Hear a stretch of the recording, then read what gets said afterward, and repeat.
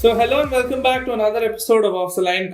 Today, I am joined by Rahul Sasikumar and Mayukh Basu. Hi, guys. Hello, guys. Good, great to have you here. So, if you're joining us for the first time, don't forget to subscribe to our channel on YouTube. We're also on Spotify and Apple Music. All those links will be given in the description below. So, this is a new segment that we're starting. Just like our UCL episode last week, we're going to be doing this on a weekly basis as well. So, after every Premier League game week, we'll be looking at the top games that happened over the weekend. So, maybe this weekend it was United versus Chelsea and the big games. We can't possibly take a look at all 20 games, but 10 games, but we will look at the big games. So, let's, now that that's out of the way, let's move on to our first match. That was City versus West Ham. Credit where credit is due for West Ham. In the beginning, or when we made our predictions for the Premier League, there was a huge prediction, or there was a prediction that I made where at the end of November, Huge blunder. I admitted it was a poor prediction, but I don't think anybody expected West Ham to be playing this well. A draw against City, a draw against Spurs. Those are some pretty good results, especially the draw against Spurs. A 4-0 win against Wolves. Yeah, all that. So, all that being considered, before this particular match, West Ham lost 9 matches against City in all competitions. You see that level of difference that there was between West Ham and City coming into this game. The London Stadium was basically like City's second home, and they'd scored at least 4 goals on every visit there since 2016. All that being considered, what do you think happened to City's game yesterday? I think first question can go to Rahul. Is this a defensive issue or a midfield issue? What kind of issue do you think City is facing right now? Yeah, see, as I mentioned, the midfield also lacks that amount of mobility. And I've actually said this that, if Sterling is not performing to his level, and obviously now Aguero has also dropped his form after the injury, I feel that City are a very mediocre team without Kevin De Bruyne. And I feel that they overly rely on him to create a lot of chances.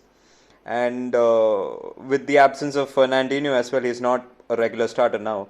And with the drop of quality, obviously Rodri is a good player, but it's just that Pep is trying to, cut and chop a lot into that team and not have that amount of consistency in.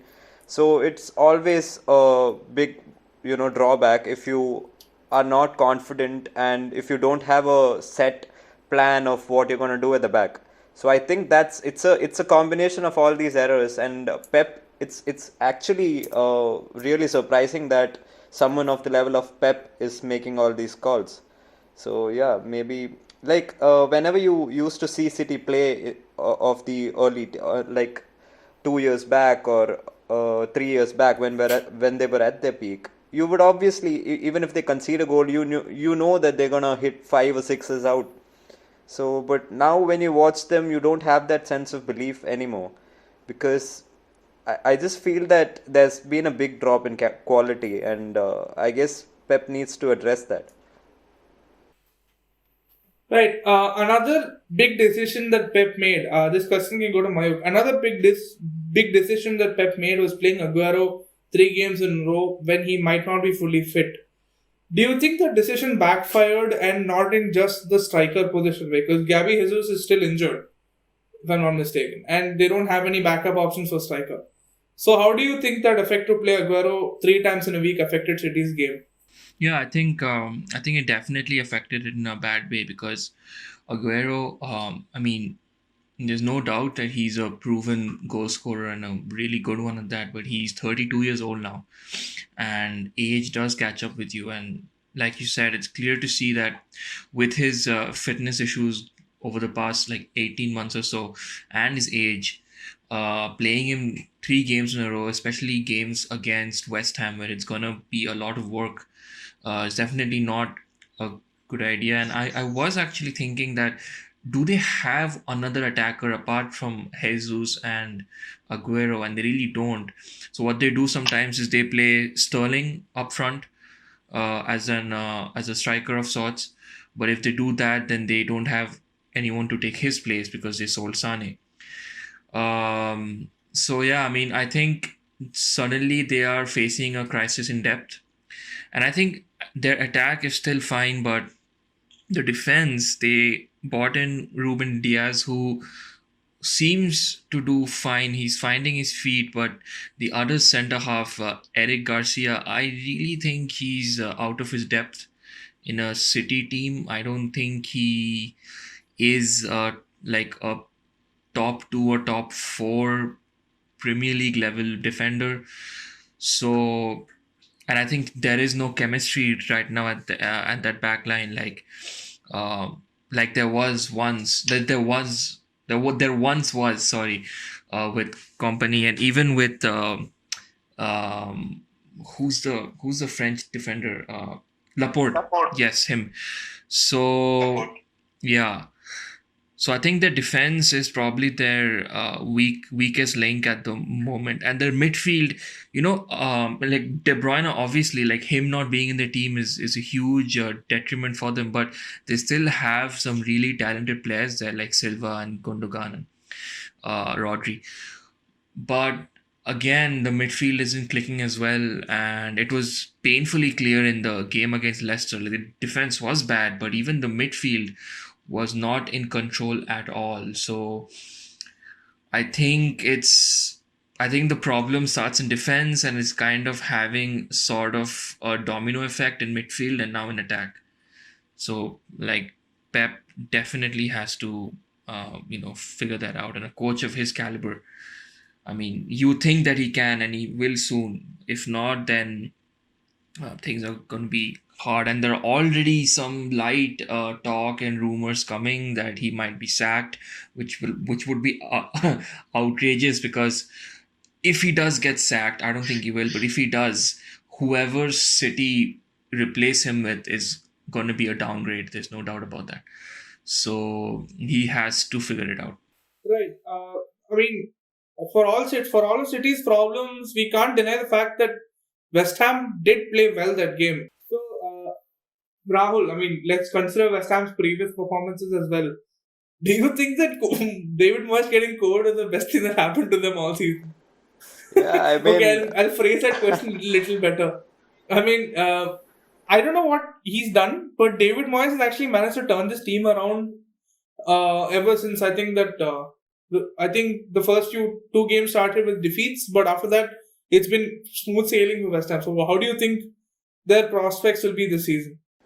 yeah, actually, after the first two games, after that first game defeat against Newcastle, I actually thought that we had made the right call, that they're gonna finish in the bottom half and gonna be real close to that relegation spot. But ever since, yeah, it's not a good thing, but ever since he got COVID and he was working from home, things changed and they started hitting better teams, off and out of the park. And it was evident in that match against Wolves that they were determined to get forward.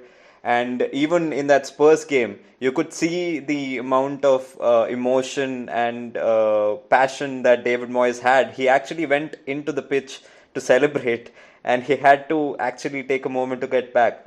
So you can actually feel that they are moving in the positive direction, and they have some really quality players. They still do have some very quality players, and I feel that they lining up in that five at the back has actually helped, and they have actually very good ball players in Aaron Cresswell and Masuaku, and players like obviously the impact of Lanzini was also huge coming back from a long term injury.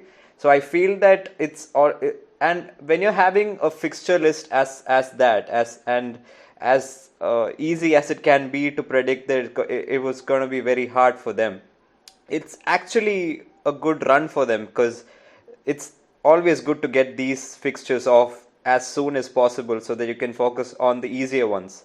So I feel that it's a big boost for them, and it's actually gonna, cover out and turn out in a very positive manner for them. Now, Everton traveling to Southampton, with the look of things, didn't look too difficult for them. Okay, maybe Southampton had a good last game against Chelsea, drawing 3-3, but Even then, it looked like smooth sailing for Everton, but it was anything but. Southampton looked the better team. They had the better chances, and they managed to convert some of these chances to score goals. With Che Adams and James Ward-Prowse scoring for them. Now, let's start off with the elephant in the room. Now that Kepa is not playing, can we safely say that Jordan Pickford is the worst keeper in the league? I mean, yeah, I mean, it definitely seems like it. I hate giving keepers a lot of flack because it is a really hard job, but he is not making it easy for me to see it in any other way. I mean, first those that crazy challenge that he did on Van Dyke. I know he didn't do it on purpose, but that was clearly out of desperation because he was out of position, and now he's doing this like the game which he had against Southampton a couple of days back. Yeah, and he's very error prone. Yeah, definitely, I would say that he is probably the worst keeper in the Premier League, and he's definitely not helping his England hopes. Yeah, so Jordan Pickford has the most errors leading to goals in the Premier League since the start of last season. So, all that being considered, do Everton opt to play Robin Olsen in goal? Again, Mayukh, do you think that Ancelotti should just go for a different approach and play Robin Olsen in goal instead of Pickford? Yeah, I think you should give him a shot. I'll be honest with you. I don't know much about the other keeper. It's only like the second or third time I'm hearing his name, to be honest.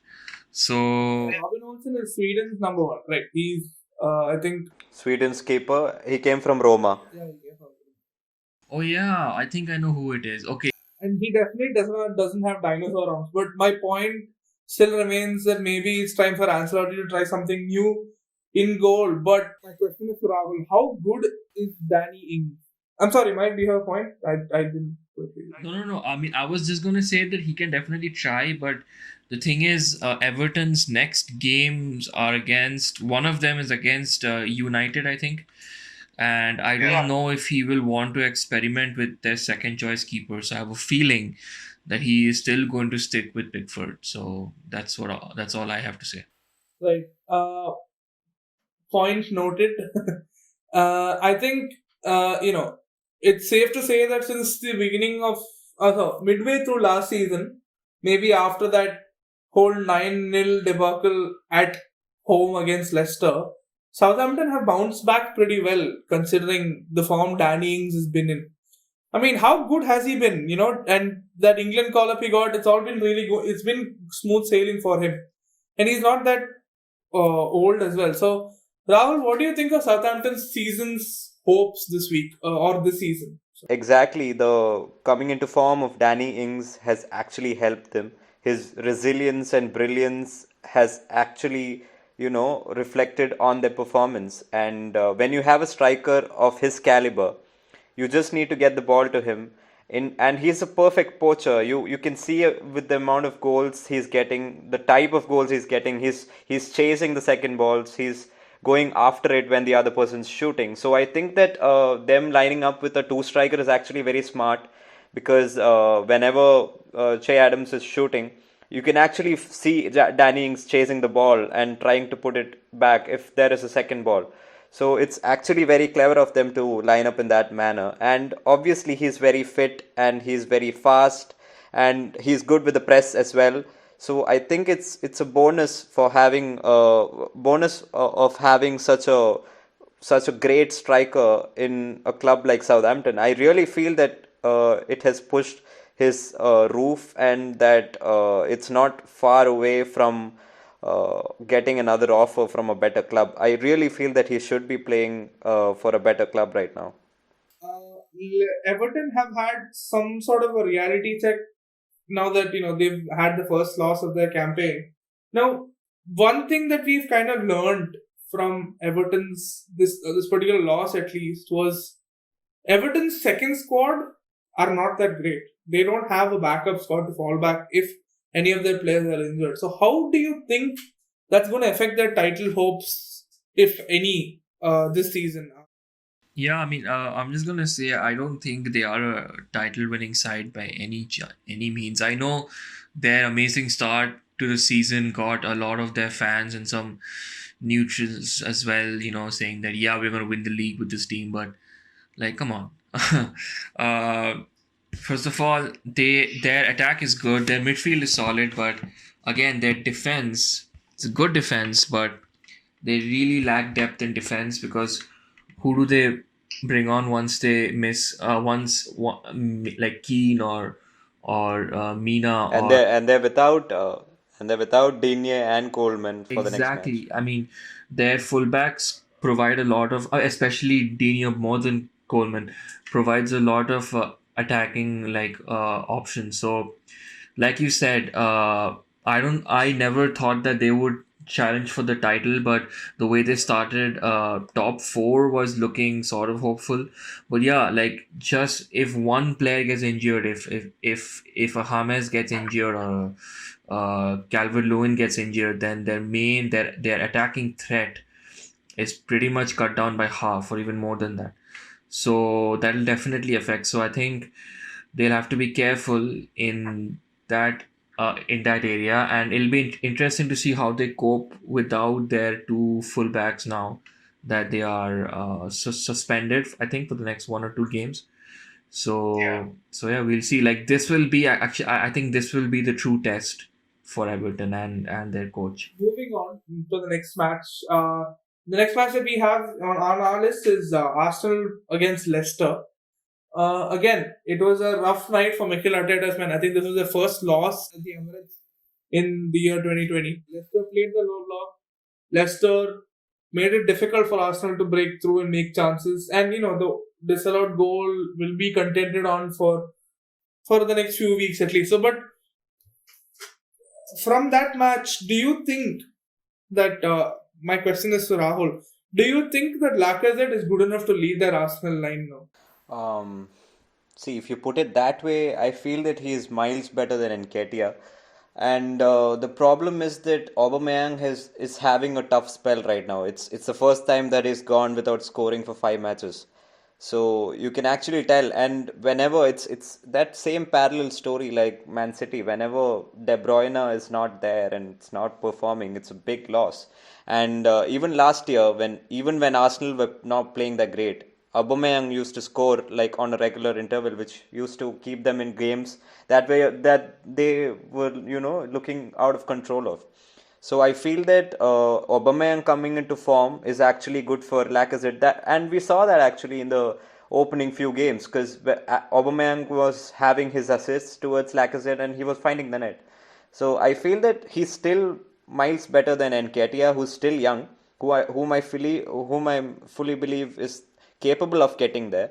But at the moment, I don't think that Pepe is good enough to lead that attacking lineup. So I feel that maybe Arteta should try giving Saka a better role towards maybe the role that he gives Aubameyang, and he should shift Aubameyang to the center because whenever he plays in that central striker role, he's very deadly. His movement and everything, his poacher's instinct, it just kicks in, and that's very deadly. So I actually feel that that's the dropping off in that. Right. And of course, Jamie Vardy, the ultimate shithouse. The coach of Arsenal decides to come on and score against them. I think this is his 11th goal in 12 games against Arsenal, which is just phenomenal. So, all that being said, at the age of 33, Mayukh, Jamie Vardy is as good as he used to be. And what do you think is going to happen to this Leicester squad going forward now? By that, do you mean going forward in the sense this season, or do you mean once he like leaves the club? No, Or this season. We'll talk about his retirement sometime I later. thought you okay. I mean, they did. This was their first game after like two consecutive defeats. So their form has been somewhat inconsistent, safe to say, because I think they started the league with two victories, and then and then they lost, I think, at League Cup or something, and then they had a crazy victory over Man City, which no one saw coming, and then they lost two games back to back. Now, you might call that fatigue, or like you could probably put a little bit of the blame on the international break, but the team is playing well, though. I would say their fullbacks, Castagna especially, he's been a great signing. Like. A lot of people didn't really rate that signing a lot, but I think he's made that position his own in just the first 5 or 6 matches, and their attack seems to be functioning well. So yeah, I think this Leicester team, if they can get a good run of games going, then they can definitely challenge for the top six and even cause some upsets. I mean, it wouldn't really be an upset because now they are a club who is challenging, so they could like get good uh, results out of like the bigger teams like a United, or Chelsea, or Arsenal, and all, like they did. So, and Rogers is definitely the kind of manager who can do that, who can get a good run of games going, as long as they don't bottle it. Right. So moving on to Liverpool versus Sheffield United.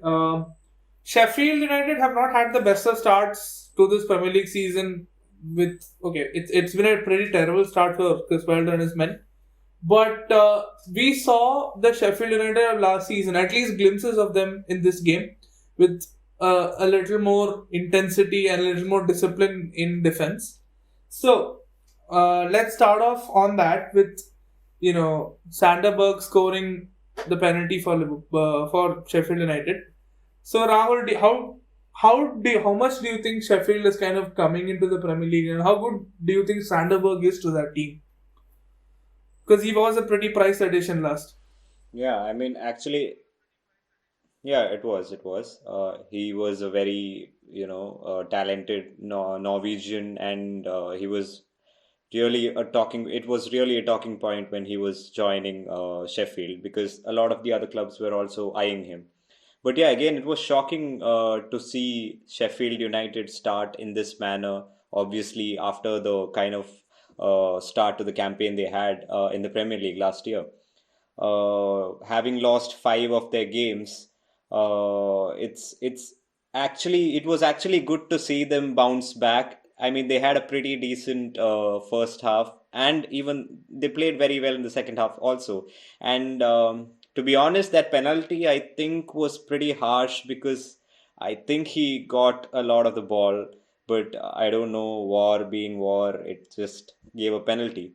But yeah, it was a pretty good performance from Liverpool as well. I mean, they stuck into the game, and they kept at it until the end. And that header from Yota was really, really good.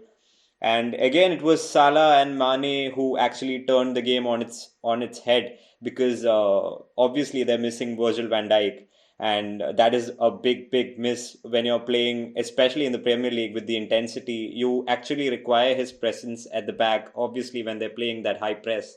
So I think the Fabinho is not bad. I mean, he's a genuine ball winner. He's good in the air, and he has a good eye to read the game. But I feel the physicality and the composure and the distribution of Virgil van Dijk is something that they're missing. And the presence of Virgil van Dijk actually, allows both the fullbacks and Andy Robertson and Trent Alexander-Arnold to just push on. So it's that kind of a hindrance that may hurt Liverpool in the bigger games, but somehow they showed their champion mentality, and they got to it at the end of a very difficult game. Right. That is point noted again. Mayukh, Liverpool look shaken. No, let's not talk about Van Dijk's injury. All well and good, he's injured, but they look shaken in much more than that. It just looks like they're running out of steam, and it just looks different. This is not the same Liverpool team that kind of bulldozed every other team last season. Maybe I'm reading too much into it, but do you think Liverpool is lacking something this season when compared to last season? Um, I wouldn't say that they're lacking something, but to be honest, like there's always a sort of, not always, but more times than not, there's always a sort of fatigue or slow start after like a title winning season. I think it happens to a lot of teams. It's definitely happened with Chelsea. It's happened with United also back in the past. Um, so I think that is what that is. I mean, disregarding that freak loss to Aston Villa, like that was crazy. But apart from that, they have looked fine. Like they did look shaky in the first game week against Leeds, but I think pretty much every team sort of did look like that because of whatever's happening right now because of COVID and all these fixtures congesting and like everyone has to apply themselves so much. And Liverpool, again, they have a bit of a squad depth issue, so their main 11 players are really like exerting themselves a lot week in week out. So I think these things will go on for a while, but given this team, like they do have a very strong winning mentality and they have a coach that can instill that in them, who has instilled that in them. So I think they will brush this off. If not soon, then by Jan Max, I think Liverpool. I mean, I think we will see them. Like we'll see the old Liverpool, not old, like the Liverpool of last season. So, because again, I really don't think, apart from Man City, I don't think there's any other team on their level in general speaking. So, unless Right. there's an extreme collapse, I don't see this Liverpool team slowing down. So, yeah. Right. So moving on from that match, it's Spurs facing off against Burnley. It was again a tough night at Turf Moor for Spurs, with they managing to find that 1-0 victory. That crucial goal coming from none other than man in form Son Heung-min, and be assisted by none other than Harry Kane himself. Now that partnership of Kane and Son seems to be flourishing now. Why do you think that is, Rahul? Do you have a clue as to why these two are clicking and they're clicking now? Uh, Actually, I feel that this is a partnership made in football heaven. I mean, and the reason that is maybe because the both of their playing style actually complements each other. Kane is very good. He has a good vision. He has the ability to hold the ball and wait for that player to make the run. And Heung-min Son again makes such amazing, intricate, intelligent runs, and the weight of the ball, everything is perfect. Either way, it works very well because they both have really contrasting styles, but when you put it together, it just works. And they have like now 29 goal contributions together. Only Frank Lampard and Didier Drogba have more than that. And I feel that with the years to come from these two, I actually feel that it's gonna be smashed, that record. And I feel that the both of them are really, really integral to Jose's plans, and how he feels that he should line the team up. And I actually feel that these guys are dark horses, or I think not dark horses. These guys are up there to challenge and give a good title fight. Right. That being said, Burnley have had a less than ideal start to the season. So, Mayukh, Burnley look like a dead team walking, or Sean Dyche looks like a dead man walking in that job. What do you think that their hopes are for the season? Maybe do you think they can turn it around? Yeah, thanks for giving me Burnley. Uh, before that, I just want to say what he mentioned about the Son and Kane partnership. It's funny how the Lampard and Drogba thing started under Mourinho as well. And I think he has a real knack of like creating this. Even in Inter, there was Schneider and Milito, and in Real Madrid there was Ozil and CR7. So anyway, see now that's more exciting than Burnley, but I'll come to Burnley. To be honest, I'm not a Burnley expert, but I would say that given how they started, I think the season that they got promoted, I don't know, I don't know, I think it was 17-18, or I think it was 17-18, I think so, yeah. And since then, for the next two seasons, they have been sort of surprising everyone by being able to stay up, and even putting in some like good performances in their like standards. And Sean Dyche has managed to make a very solid team, defensively especially, because it is really hard to like break them down, uh, especially like at home.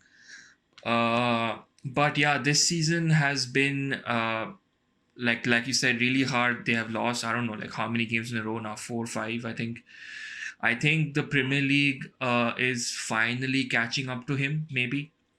Uh, I mean, it could be because of COVID as well. That now that the stadiums don't have that atmosphere anymore, so maybe they don't feel like that that bite that Burnley has when they play at home. I don't think that's there. But then again, see, that's a bit of an excuse, so I wouldn't read too much into that. But yeah, I honestly think it's just the intensity of the Premier League finally catching up to him and the team.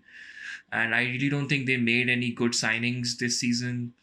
Um, that's also at fault. So yeah, I mean, if they manage to stay up this season, I think that would be a good achievement on their part, especially on Sean Dyche's part, if he's able to keep this Burnley team up yet again for another season. So Mayuk, I'll give you the next question as well. I think last season it was when Liverpool were trailing to Aston Villa. I think there was 1-0 till the 86th minute, and then both fullbacks scored to make it 2-1. So that was that grinding out result kind of thing. And you see that Tottenham have been doing that now this season. How much of a title contender do you think Tottenham will be this season?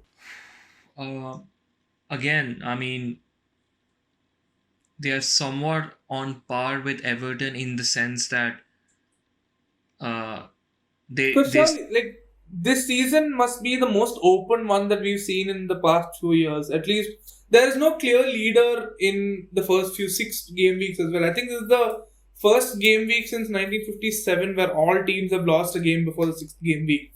So when you have things like that, would it be unfair to call them title contenders now? Yeah, I think it would be unfair to call anyone, maybe apart from Liverpool and Man City, to call them title contenders, because you never know when, like Everton, like you said, their run had to come to an end at some time, and it just did.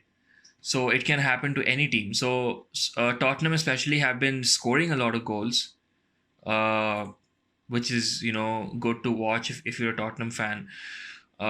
So and but then like in the last game they were unable to do that against Burnley. They really had to grind it out. And I think the next game is against Brighton. Uh, they might have to do the same there. I don't know. And Brighton have been playing well. So honestly, it just depends on how the teams, I mean, how if the teams manage to keep a good run going. That's the most important thing. So yeah, but then I wouldn't call Tottenham like title challengers. I mean, they have a good squad. They have depth in this squad, but especially defense, I would still say they could really use like a proper, like world class, or like defender. Only then I would say that they might have a chance. But I mean, attack is great, midfield is quite good, but I think they are a one or two like really good established defenders away from being potential title challengers. So yeah, that's what I would say. Right. So the Tottenham game aside, I think it's time to move on to the biggest game of the game week, and that is actually we're pretty well poised to deal with that particular game because we have one United fan and one Chelsea fan in our panel today, excluding me, of course. I'm neutral this time around. So we have United versus Chelsea on Saturday. It was, and yeah, uh, let's hold off all the commenting until I finish my introduction. So yeah, it was a pretty drab night in Manchester with the rain and all that. But with all that being said, I think a positive that Chelsea can take away from this game again is another clean sheet and the fact that you have an actual functioning goalkeeper in your nets now. That's actually a good thing that Chelsea can take away from this game. But my first question to you, Mayuk, how good is Mendy this season? How good has he been in the past two games? Well, I mean, he's been excellent, like definitely, especially in the United game. Um, Even though there were parts of the game that we were in control, but towards the end, we sort of just sat back, soaking all the pressure, and United did come quite close to scoring. And it was Mendy who kept us in the game. To be honest, I think he saved a shot from Cavani, he saved a shot from Rashford. I'm not sure who it was, but anyway, so he made some two or three really good saves, and I think that's the kind of keeper that we need to sort of instill that, bring back that confidence in the defense, because now the defenders know that even if they do slip up, they have someone between the sticks who can bail them out, who can save them. But again, our defense definitely looked much more solid. I'm much more happy about that against Sevilla, against United, two big teams, two teams who have good prowess in attack. We were able to keep them out.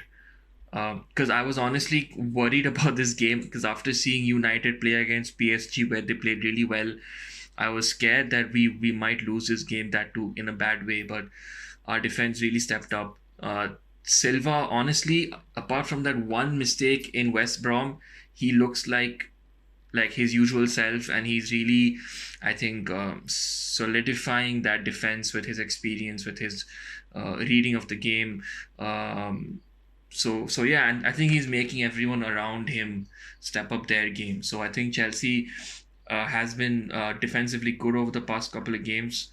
But now I'm now worried about the attack, because pretty much the first half, our whole front three looked very. I mean, I don't want to use the word clueless, but they kind of looked unhinged. Like Werner wasn't getting much service, and he was drifting out wide, and Havertz looked a little out of the game. Pulisic, I still don't know if he's completely match fit to start games, especially big games.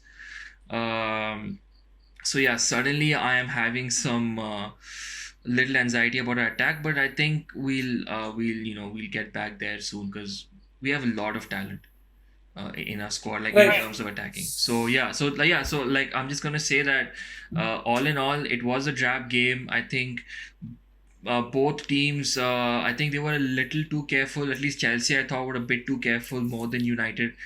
Uh, I think United has had most of the chances, but I'll leave that for Rahul to talk about. But yeah, from a Chelsea point of view, I think we can take the positive that it was a clean sheet and it was a solid performance defensively. Right. So again, like Mike mentioned, there were United did have most of the chances going forward, and in terms of creativity, United did have 14 shots, with six of them being on target. Maybe most of it in the last few minutes. But that being said, Rahul, do you think that United is lacking something in attack right now? Maybe a centre forward. I actually was very disappointed with how we lined up, especially after, like Mayuk mentioned, after that brilliant performance at PSG. I thought that a few of the players deserved to retain their positions at the pitch. For example, Swansea and Alex Telles. As much as I rate Luke Shaw and I know that he is solid at the back, but we actually needed the flair and the energy of Alex Telles climbing up and down that flank.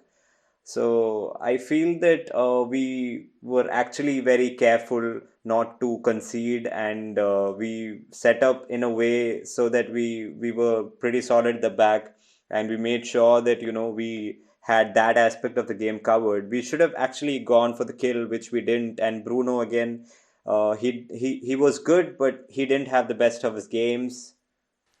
And we lacked that final touch to the attacks. So I feel that it was a good performance, but we should have gone for the kill, and we didn't. And but credit to Chelsea and credit to Edward Mendy. He was amazing.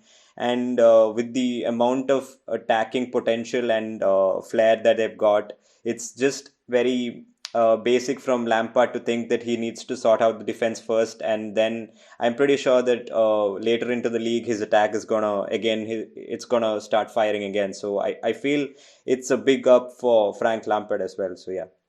Okay, so let's end this on a contentious note, and let's talk about that penalty call on Azpilicueta on Maguire, or Maguire on Azpilicueta is the correct wording. So we'll start out with Mayukh.